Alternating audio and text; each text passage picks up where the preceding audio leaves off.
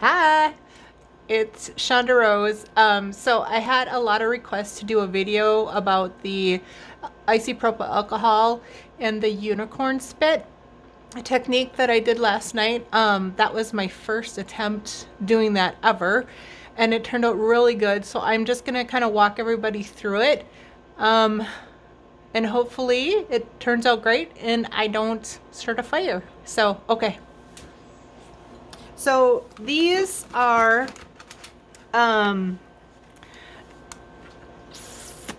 alcohol ink pads, I guess. But what they are, I found them at Hobby Lobby. See? Clearance price, $2.49. Can't go wrong with Hobby Lobby. And really they're just a piece of plastic. Very hard plastic. So you need a non-porous surface to work with alcohol inks. Somebody had mentioned using wood, and I would say I could definitely try it. I think the burning technique might be a little scary, but it's definitely something I'll probably touch on a little bit later.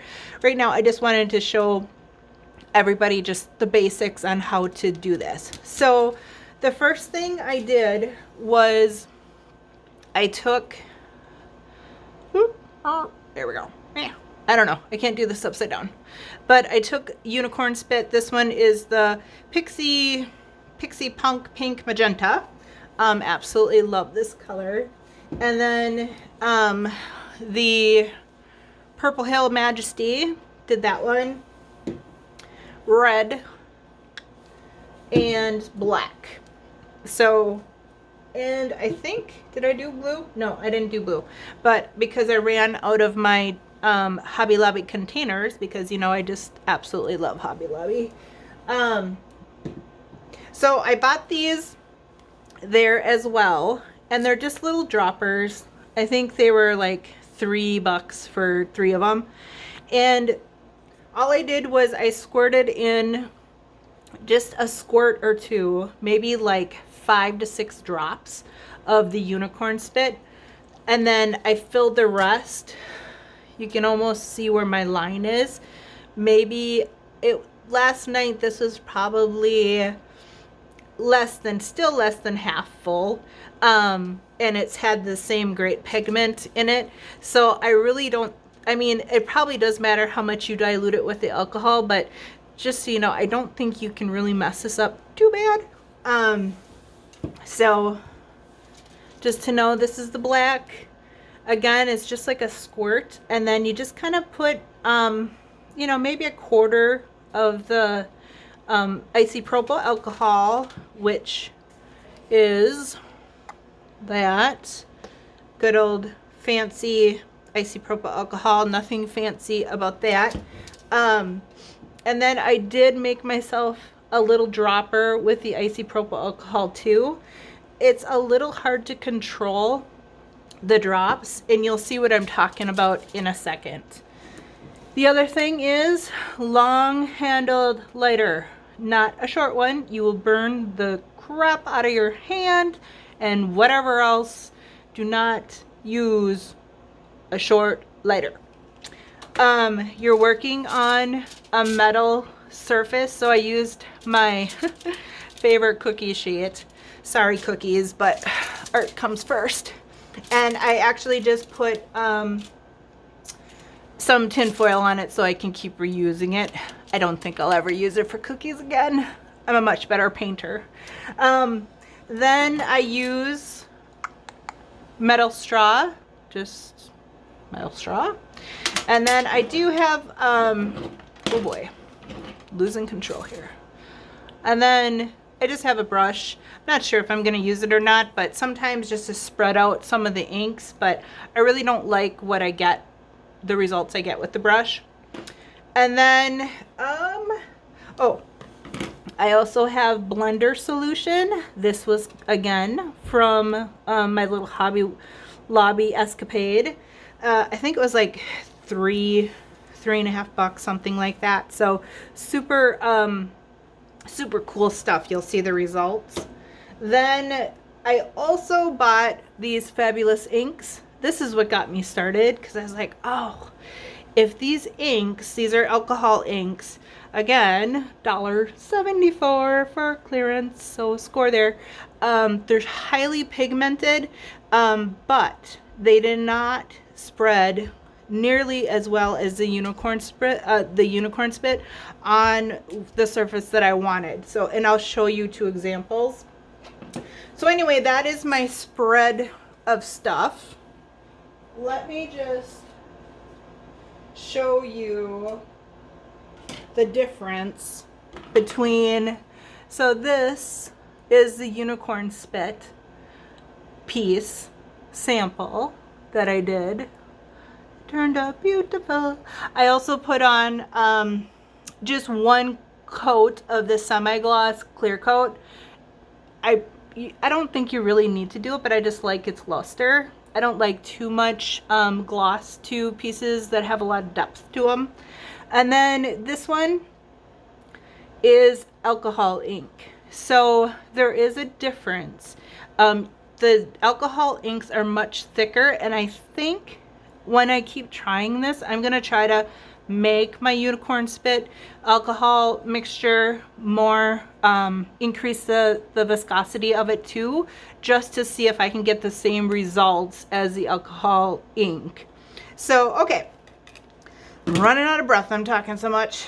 I am gonna move on to showing you exactly how I did this piece. So taking, so your surface is nice and clean, and so the next thing I'm gonna do after this is I really want to work with glass. So I want to create the same effects, but I want to put it on a glass piece, and then maybe something underneath it, like a you know, like a glitter scrapbook paper, something like that, and then make it like an actual art piece. So that's the goal here, but I'm definitely practicing right now. So first thing, make sure that everything that is kind of flammable is away from your work surface. So your hands are nice and clean, nothing crazy like that. And I'm just gonna wiggle. I'm not gonna super shake this up. It really doesn't need much. I noticed they don't settle at all. I mean a little bit, but nothing. The pigment is so concentrated that it just pops out every time. So just a little shake here. Shake, oh, shake, shake, shake. Okay, then I am going to just take my dropper on a dry surface, and I'm just going to drop a couple of places here and make a nice little cluster of unicorn spit and the alcohol, and I'm going to blow just a little.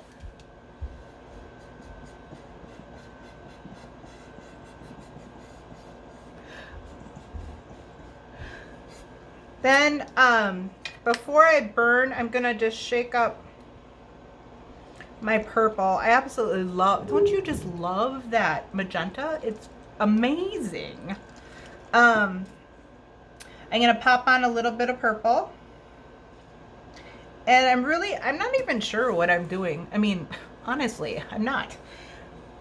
So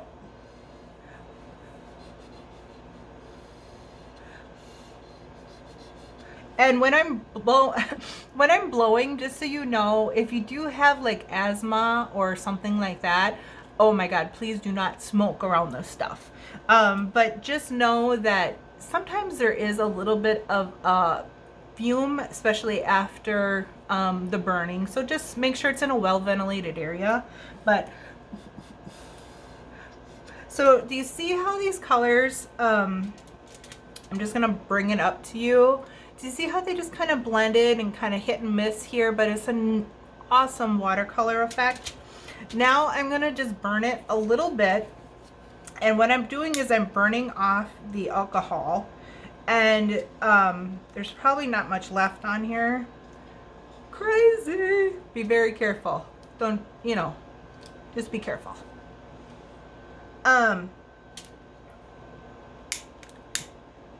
a little bit more here. You can almost see it. You can see it so much better in person, but this at least helps you with understanding why I did that.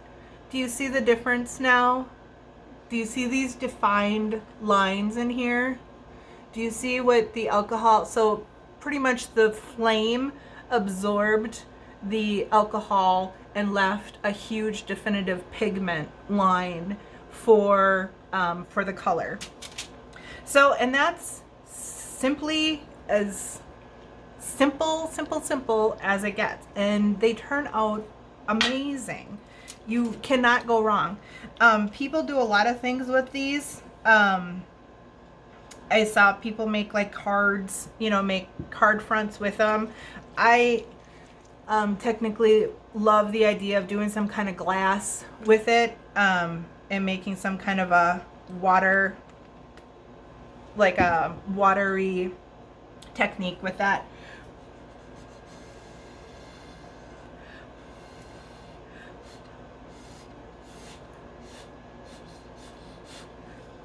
Amazing. Okay, here we go. So some of this, the alcohol inks do not burn like this at all. I was having a hard time burning them, which I love the texture that it gives after you burn it. Like, you can't recreate this. Like how, you know, I'm sure there's great watercolor artists that can do this, but for me, I love something else to do it for me. What else I love about this is that it's super fast. You see effects instantly. I'm very I love seeing quick results with art. Like sometimes I get hasty and I'm impatient when it comes to finishing like oil work, you know, oil paintings and stuff like that. Your results are done and you're good to go. So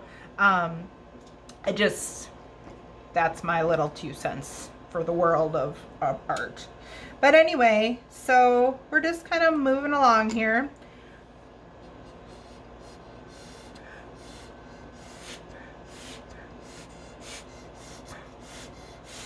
You don't have to burn it off either.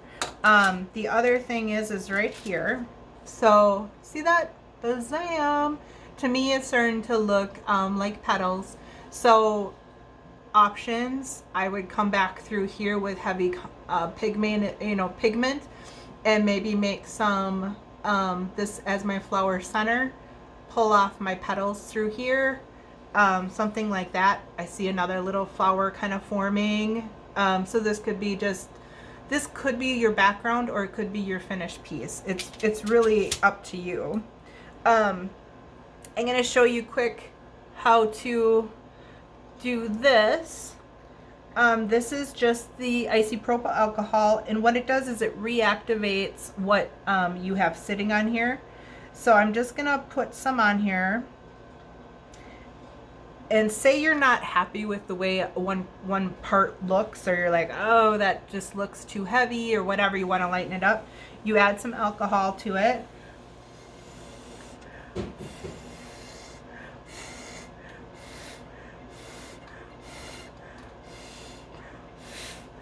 And you literally just keep blowing it off.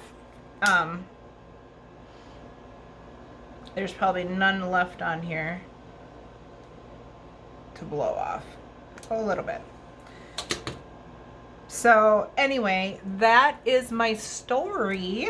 I'm actually super excited I found this in Unicorn Spit, and I hope you guys keep spitting with me as I trial and error through this Unicorn Spit magical mystery, and stay artsy.